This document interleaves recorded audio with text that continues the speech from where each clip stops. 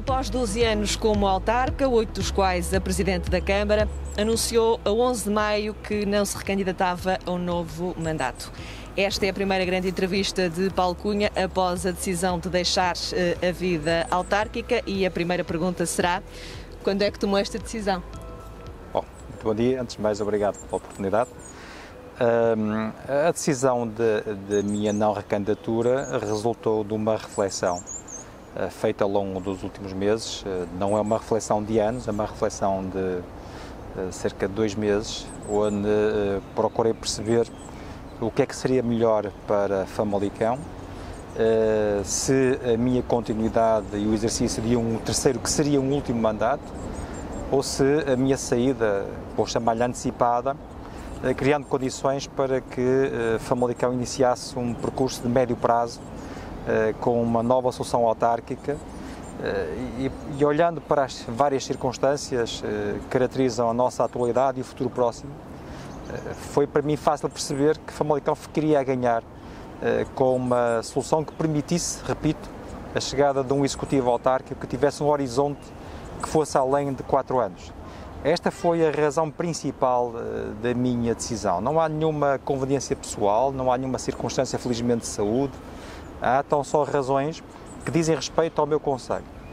Sabem que eu, quando assumi a minha função autárquica, vim desempenhar uma função, uma missão.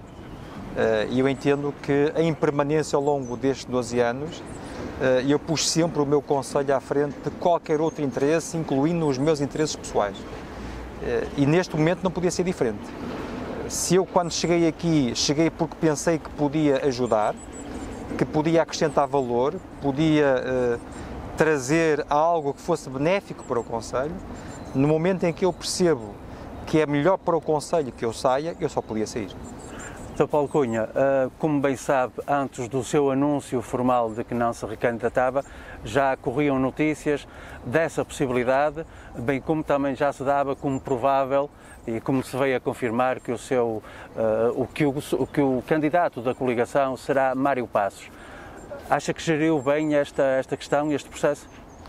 Eu acho que sim. Sabem que há 4 anos atrás, não com esta intensidade, mas também havia pessoas que diziam que eu não me ia recandidatar, que ia fazer só um mandato. Talvez não tenha sido um tema tão frequentado quanto foi desta vez, mas acontecia, umas por razões boas, outras por razões menos boas. É normal que as pessoas façam comentários e antecipem cenários, à espera que se confirmem ou à espera que sejam desmentidos. No caso concreto, as pessoas foram falando, na esmagadora maioria dos casos, sem saber do que estavam a falar, mas eu não geri nenhum tipo de timing. Não houve aqui da minha parte, como é óbvio, nenhum tipo de intenção de porque em maio, porque não em janeiro, ou porque não em junho. Eu podia ter feito há uma semana atrás, fiz há cerca de 2 meses, podia ter feito há 3 ou 4, porventura. Mas também eu só podia ter feito depois de ter tomado a decisão. E eu depois de tomar a decisão eu comuniquei, não escondo que algumas pessoas foram auscultadas, não foi uma decisão individual, eu falei com algumas pessoas por quem tenho muito respeito e cuja opinião foi tida em conta no meu processo de decisão. Mas não houve um guardar da decisão para um momento que fosse o mais oportuno. Não, eu cheguei a uma altura que percebi que a minha ação estava tomada, que ela era irreversível e que devia ser comunicada, como assim foi. Não houve tentativas de o demover dessa decisão? Houve muitas tentativas de mover dessa decisão. Mesmo depois de a ter tomado, houve muitas pessoas bondosas, generosas, que procuraram abeirar-se de mim, convencendo-me de que para o concelho era melhor que eu ficasse. Eu, em cada um dos casos, procurei perceber que não e expor os meus argumentos. As pessoas estão pouco habituadas a que quem chega à política autárquica ou outra dimensão algum dia saia pelo seu pé. Não há esse hábito em Portugal, mas o facto de não haver esse hábito em Portugal não quer dizer que essa decisão não seja possível, que essa decisão não seja compreensível, ainda por cima com a motivação que me traz esta decisão. Eu devo dizer-vos que eu deixarei de fazer aquilo que mais prazer me dá. Não há nada que eu possa fazer no futuro, seja na minha profissão, seja em qualquer outra função pública que um dia porventura possa desempenhar, que seja mais gratificante do que ser Presidente da Câmara Municipal de Vila Nova de Famalicão.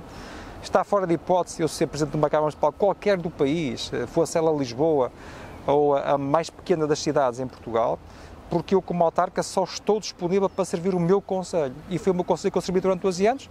Espero que o serviço público que tenha prestado ao concelho tenha ajudado a que o concelho, ao longo destes 12 anos, tenha crescido. E a escolha de Mário Passos? Sei que ouviu várias pessoas. O porquê desta escolha? Eu entendo que o professor Mário Passos tem características adequadas àquilo que é Famalicão e àquilo que vão ser os anos próximos do nosso concelho. As tais qualidades ou competências do ponto de vista pessoal, técnico e político de que eu tenho falado são essenciais.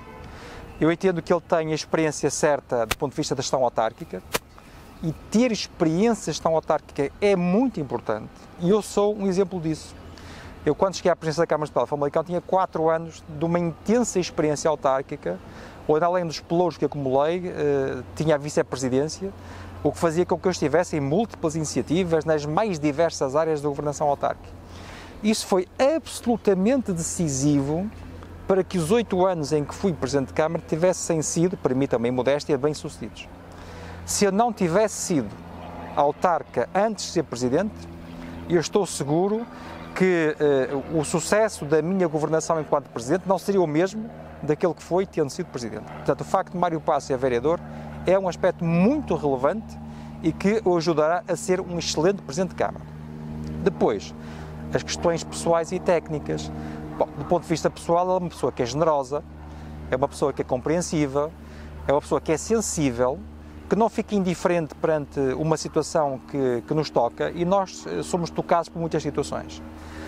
E o que mais me custa ver num político é ficar indiferente perante um problema. É não se tocar, e às vezes o não se tocar não quer dizer que seja emocional, mas não ser afetado, não ser perturbado por causa de um problema. Há pessoas que são imperturbáveis, que vê uma pessoa com dificuldades financeiras e que no minuto seguinte tem atitudes como se nunca tivessem visto. E, portanto, eu acho que o político tem que ser ajustado ao seu território e não pode ser indiferente ao que acontece. E Mário Passos tem essas características. A presença, o facto de se deixar tocar, de se deixar influenciado pelas circunstâncias positivas, e isso corresponde a uma matriz autárquica que eu defendo. Não é só autárquica, é política no seu todo. Eu acho que os nossos políticos, nós temos que combater a chamada excelização da política, que é, há muitos políticos que só veem o país através de uma folha de Excel, ou através de um gráfico, ou num mapa quantitativo. Nós temos que ver o país real, temos que sair à rua, temos que percepcionar o que está a acontecer e temos que mudar o nosso dia-a-dia, mudar as circunstâncias que nos envolvem.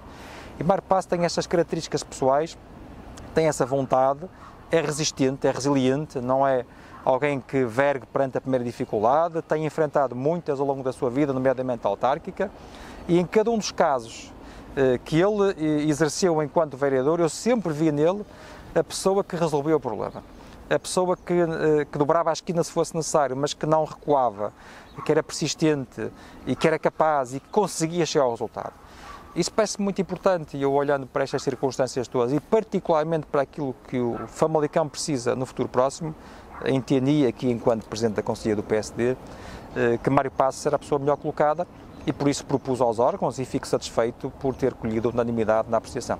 Dr. Paulo Cunha, uma das razões que evocou quando anunciou que não se recandidatava, aliás, e já sublinhou aqui, é o facto de termos um novo ciclo pela frente. Temos o Portugal 2030, temos o Plano de Recuperação e Resiliência, mas tendo o município uma vasta equipa técnica, tendo o município vereadores com larga experiência, não seria o bastante para Paulo Cunha avançar para um mandato e depois, e por força da lei, não poderia ser num outro mandato?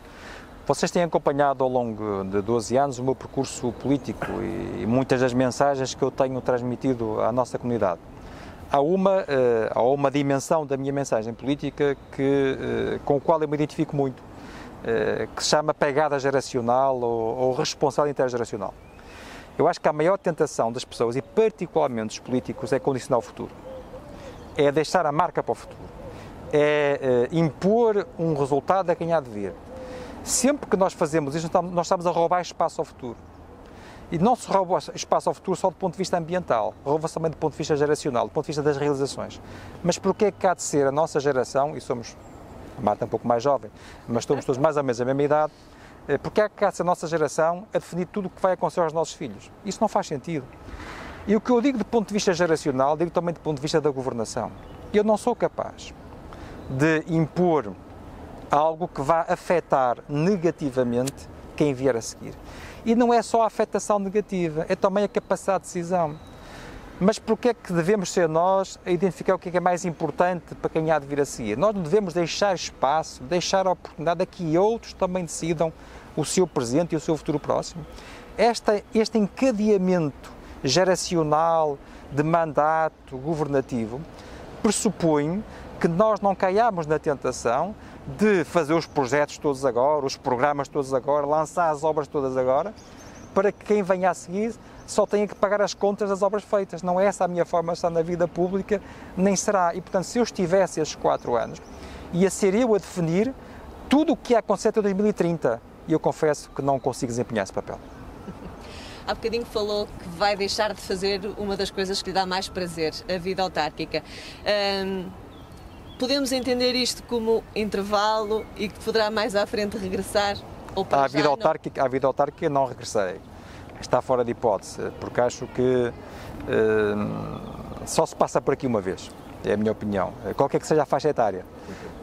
Não por razões de idade, porque acho que ainda tenho algo no futuro a dar a vários níveis, mas porque entendo que não se é feliz 2 vezes nesta função. É a minha percepção. Respeito muito todos que pensam e fazem de forma diferente. A minha leitura é esta. Eu seria incapaz de algum dia voltar a ser Presidente da Câmara Municipal de Famalicão, tendo sido com tanta satisfação como fui ao longo destes anos. Há um tempo certo, há um momento, há um contexto de oportunidade. A política é outra coisa. Eu faço política muito antes de chegar à Câmara Municipal e continuarei a fazer política depois de sair da Câmara Municipal. Pelas responsabilidades que tenho num partido político onde milito, mas também pela sensibilidade que eu tenho. E também por uma razão, eu acho que é perfeitamente possível e vou procurar também no futuro dar alguns sinais nesse sentido, fazer-se política sem se ser remunerado pela política. Há muito aquela ideia de que a ação política é um exclusivo dos presidentes de Câmara, dos deputados, dos ministros, dos primeiros-ministros.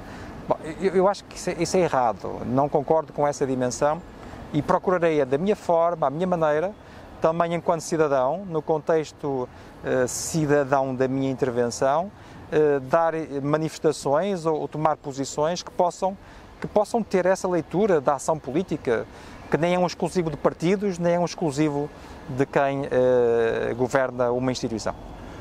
Há quem lhe traça ou desenhe a ambição política de exercer um cargo nacional. E sabendo que Paulo Cunha é um regionalista convicto, vê-se um dia a desempenhar cargos em Lisboa? Eu não pré-anuncio, nem tenho no meu subconsciente nenhuma dessas funções.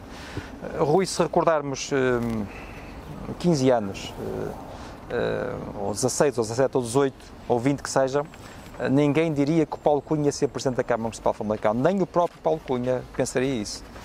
E, portanto, as coisas acontecem com alguma naturalidade, se tiverem que acontecer. Eu não sou uma pessoa de programar a vida a esse nível. Procuro programar a minha intervenção no contexto cidadão, familiar, de relações humanas, não do ponto de vista profissional e político. Não fiz nenhum plano de ação para ser Presidente de Câmara. Não fiz. Aconteceu naturalmente, como podia nunca ter acontecido. Eu hoje não estava aqui, estaria noutra atividade qualquer. Como no futuro eu posso estar noutra atividade qualquer, na política ou fora da política. Portanto, não há nem ambição, não estou predestinado, não tenho isso no meu horizonte. Pode acontecer, se acontecer vai ser natural e vai ser porque as circunstâncias assim o fizeram acontecer. 8 anos como Presidente da Câmara, que obras lhe deram mais orgulho fazer? O que me deu mais prazer e mais orgulho fazer foi perceber que a nossa ação tinha utilidade para as pessoas. O que mais prazer me dá não é o edifício, não é a estrada, é perceber que tudo o que nós fazemos, incluindo edifícios e estradas, é útil para as pessoas, muda a vida das pessoas, faz com que haja um aumento qualitativo em relação à vivência das pessoas. Não me move nenhum propósito de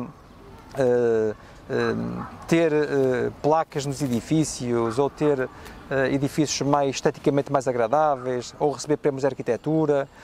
Não é nada disso. O que me move é perceber que tudo o que fazemos, desde o material ao imaterial, tem uma leitura de vantagem para o cidadão. E eu perceber, como felizmente tenho percebido, que a minha passagem pela Câmara Municipal fez com que as pessoas melhorassem do ponto de vista da qualidade de vida, é o que é mais gratificante para mim, é o que mais me sensibiliza, é o que mais me faz ser um autarca orgulhoso, porque ao servir os meus concidadãos, eu pude perceber que os toquei, que os influenciei, que os mudei aqui e ali, que os melhorei aqui e ali também, e esse é o resultado que me dá mais prazer.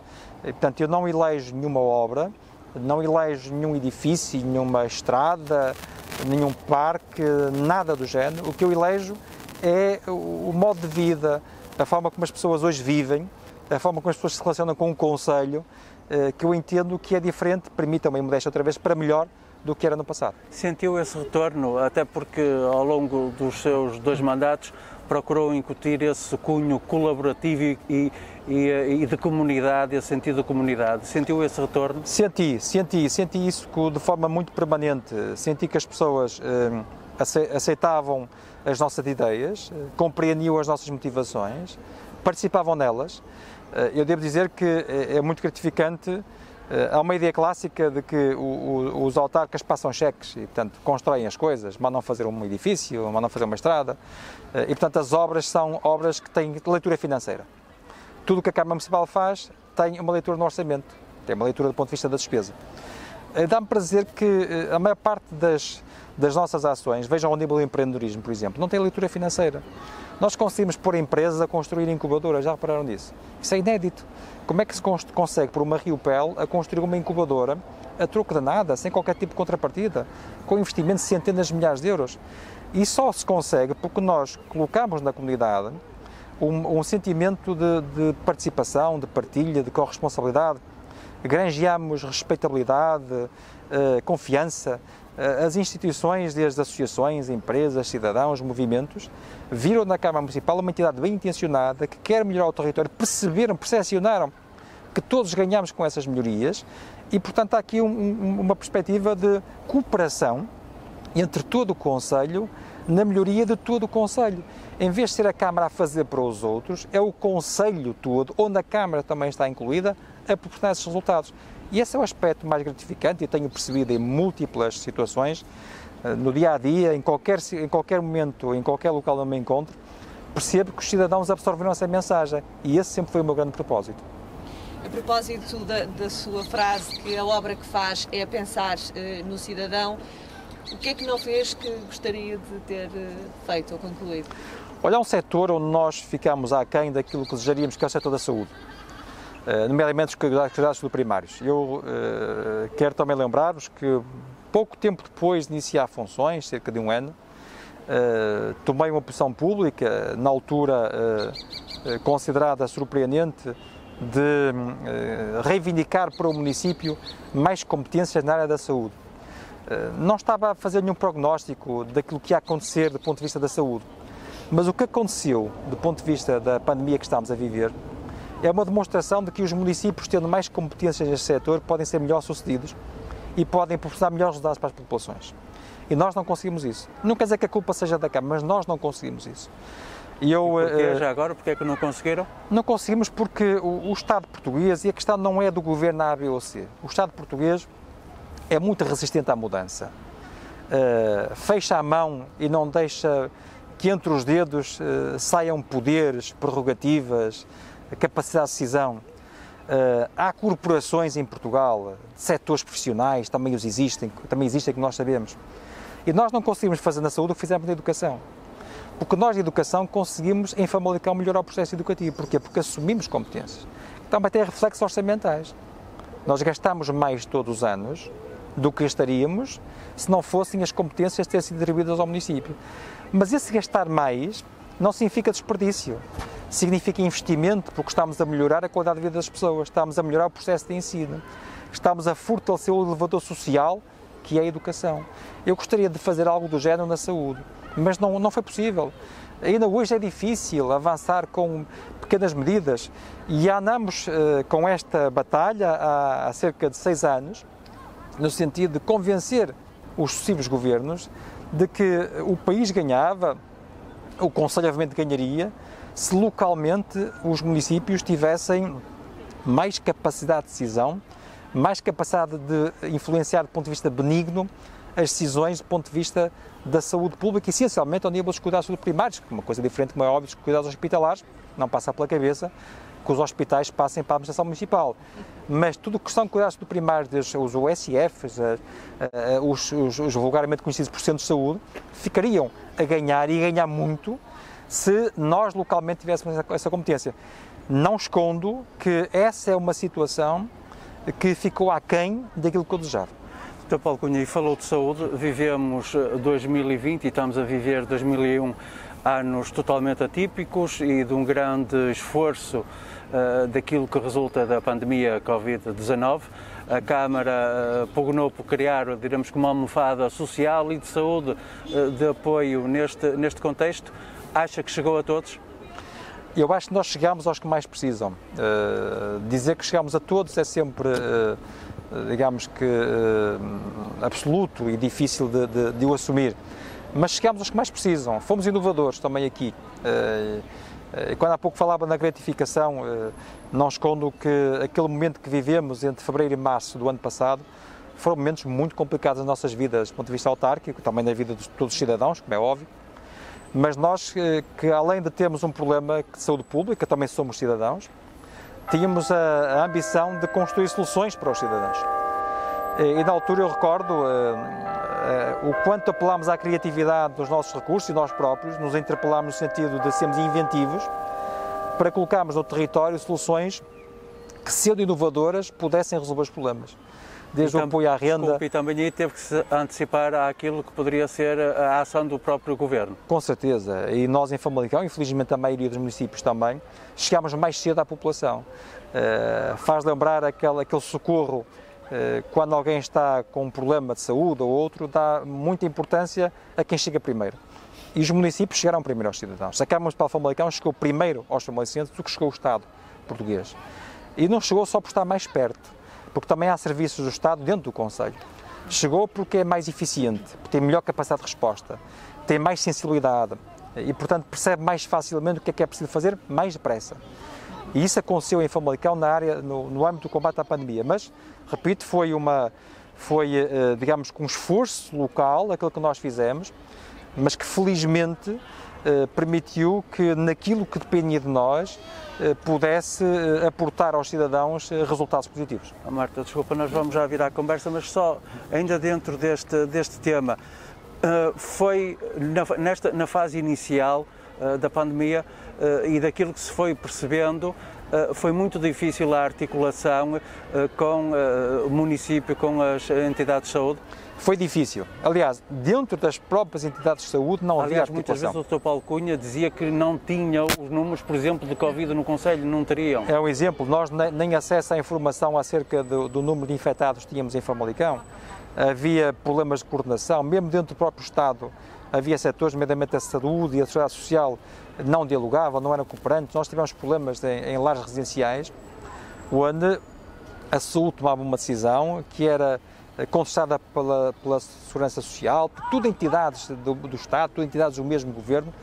Isto revela, digamos que, a dificuldade, a monstruosidade do Estado. O Estado é tão grande, tão imenso, com uma dimensão tão considerável, que depois tem dificuldade em tratar coisas simples de contacto, de interação, falta coordenação.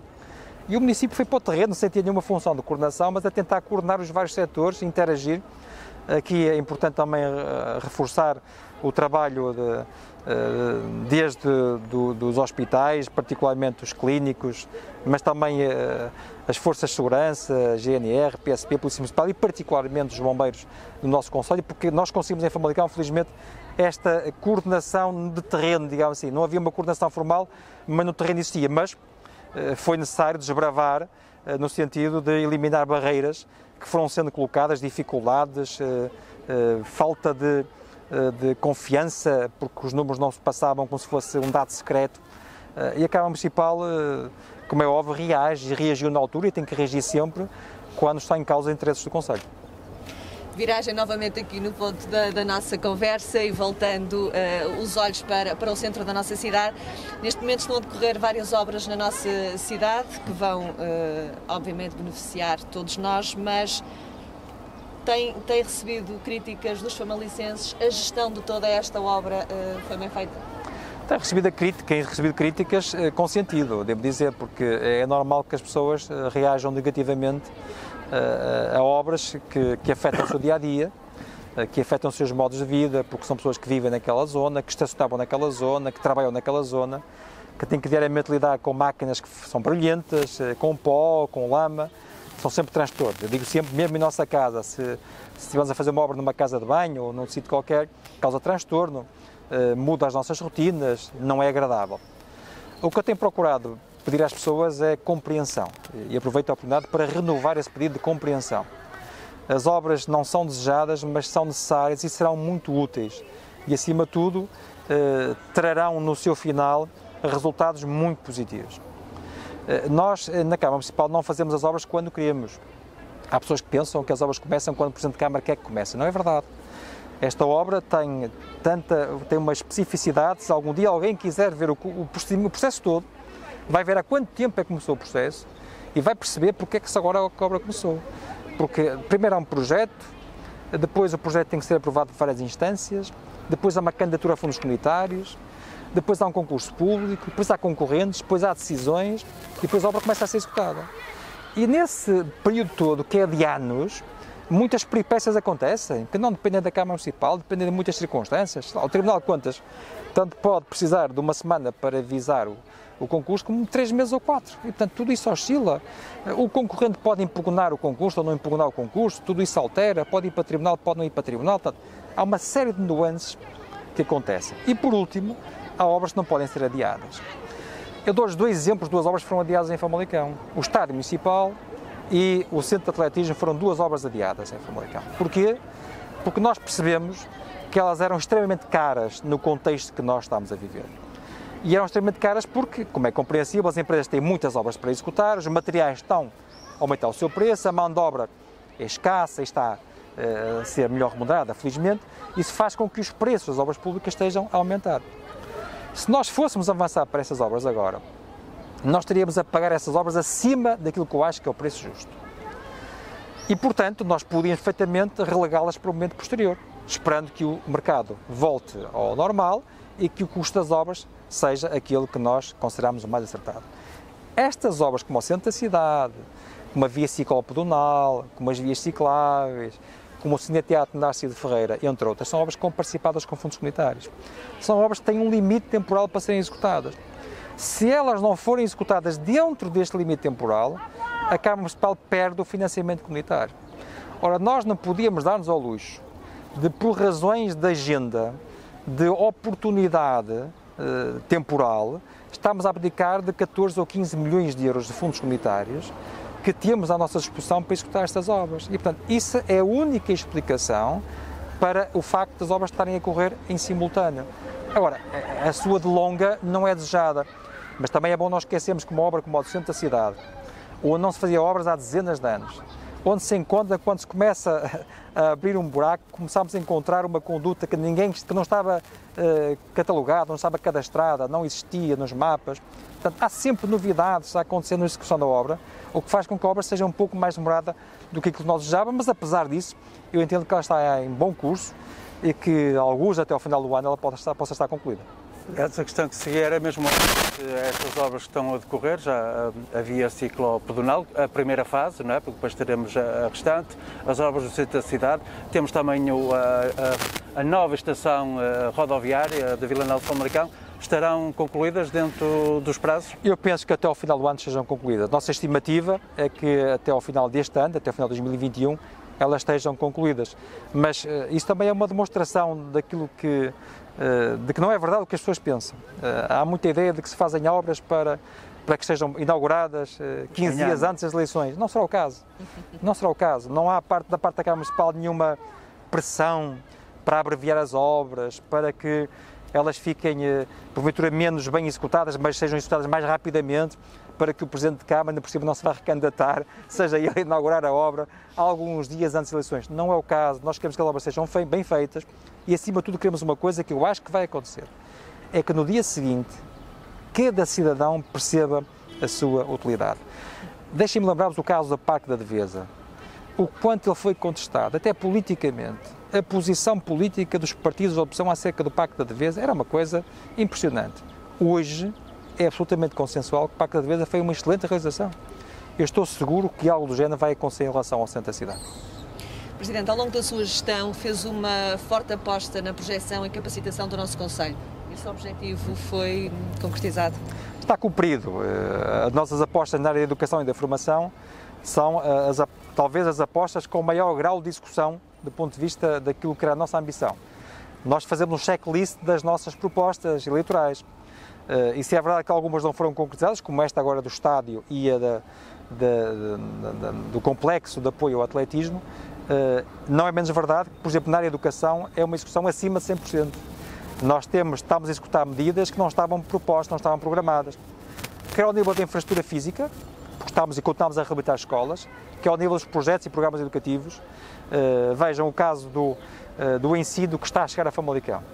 O IPCA, a Universidade do Minho, são realizações que não estavam sequer no nosso horizonte e que aconteceram felizmente, mas que resultam de trabalho, resultam de interação, resultam de capacidade do município de atrair esse tipo de valências. Portanto, dentro do chapéu da educação e da formação, nós superamos aquilo que era a nossa ambição. Dr. Paulo Cunha, durante os seus 2 mandatos lidou com governos socialistas, sentiu por aí dificuldades acrescidas. Eu posso relembrar a questão da loja do cidadão, a ponte sobre o Rio Ave e também a escola pública em Ribadave. Enfim, 2 projetos que eventualmente eram anseios da Câmara. O caso da ponte sobre o Rio Ave não é só da Câmara Municipal, mas enfim, de todo um território que é dos mais exportadores do país.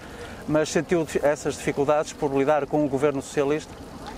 Olha, eu acho que o governo socialista para Famalicão teve 2 problemas ou 2 consequências que eu considero ambas negativas. A primeira é ideológica. Houve uma mudança, uma deriva ideológica neste governo que resulta, na minha opinião, do facto de o governo ter feito parcerias ou acordos de base parlamentar à esquerda, nomeadamente com o Bloco de Esquerda e com o Partido Comunista Português, que fez com que o governo avançasse com um conjunto de medidas que a minha convicção não avançaria se o PS fosse e não precisasse desse apoio parlamentar. O caso das escolas com contrato de associação, que umas encerraram, outras diminuíram muito o seu peso na educação, é disso um bom exemplo. Nós estamos a falar de escolas com dezenas de anos, que formaram milhares e milhares e milhares de concidadãos, que conviveram muito bem com aquilo que se chama a escola pública, sem qualquer tipo de conflito, sem qualquer tipo de distinção na comunidade, mas que um governo sem razão aparente, sem nenhuma fundamentação que fosse, digamos, atendível, quis castigar esse modelo de ensino. E isso prejudicou muito Famalicão. Nós perdemos muitos alunos com essa decisão. E perdemos por 2 razões. Primeiro, porque muitos que vinham para Famalicão deixaram de vir, vinham de fora do concelho deixaram de vir, e porque outros que estavam em Famalicão foram para outros concelhos. O caso de Ribadave é disso um bom exemplo. Há muitas pessoas que vivem em Ribadave, para as quais é mais perto, é mais fácil o acesso a escolas em Vila das Aves ou até em Guimarães, do que trazer os alunos para Joana ou para Famalicão. E, portanto, essa questão prejudicou Famalicão e este governo prejudicou Famalicão por essa razão. Em segundo lugar, prejudicou também porque é um governo que não esconde o quão é tendencioso do ponto de vista da sua ação. e há iniciativas em Famalicão que não avançaram, na minha opinião, porque a Câmara Municipal não é alinhada politicamente com este Governo. Nós sempre cooperamos com este Governo, veja-se o que está acontecendo na saúde. Nós apoiamos obras no hospital, nós executamos obras no hospital, nós apoiamos o acesso de Famalicão, como provavelmente poucos municípios o fazem, oferta de veículos automóveis, temos mais de 20 funcionários a trabalhar no centro de vacinação, temos mais de 20 enfermeiros contratados para apoiar o centro de vacinação, temos N protocolos no setor da saúde.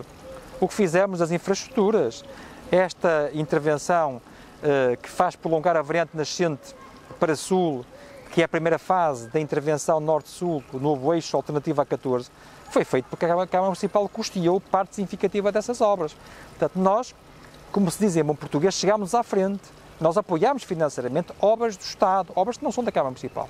Mas mesmo assim, este Governo não teve com Famalicão o cuidado que Famalicão merecia. A Loja do Cidadão é disso um bom exemplo. Não faz sentido nenhum que tivéssemos de esperar mais de 6 anos para que pudéssemos abrir em Famalicão uma Loja do Cidadão. Vai acontecer agora, por causa da Câmara Municipal. O apoio do Governo é zero. Não há 1 cêntimo do Governo na Loja do Cidadão. Há algum apoio comunitário reduzido, são cerca de 300 mil euros, numa obra de perto de 2 milhões de euros. Penso que a Câmara custeia cerca de 80% ou mais? Mais de 80%, é custeado pela Câmara Municipal. Portanto, os famalicenses que percebam porque é que Famalicão tem uma Loja de Cidadão. Agora comparemos com outra Loja de Cidadão, comparemos com Braga, comparemos com Santo Tirso, comparemos com Porto, com outros concelhos na Loja de Cidadão e como é que elas foram custeadas. Famalicão vai ficar no mapa das Lojas de Cidadão por ter sido o concelho que mais despendeu do ponto de vista percentual na execução da sua Loja de Cidadão. Isso o que é que significa? Na minha opinião, só pode significar discriminação. Presidente, aproxima-se as comemorações do Dia da Cidade, já no dia 9 de julho. Neste dia presta-se homenagem a pessoas, a instituições. É uma forma de agraciar também quem tanto faz pela comunidade? Sim, o 9 de julho é o nosso Dia da Cidade, é um dia alto do nosso concelho e nós transformamos esse dia numa forma de agradecer a pessoas, a instituições, a entidades que ao longo do seu percurso tenham trazido uma influência positiva.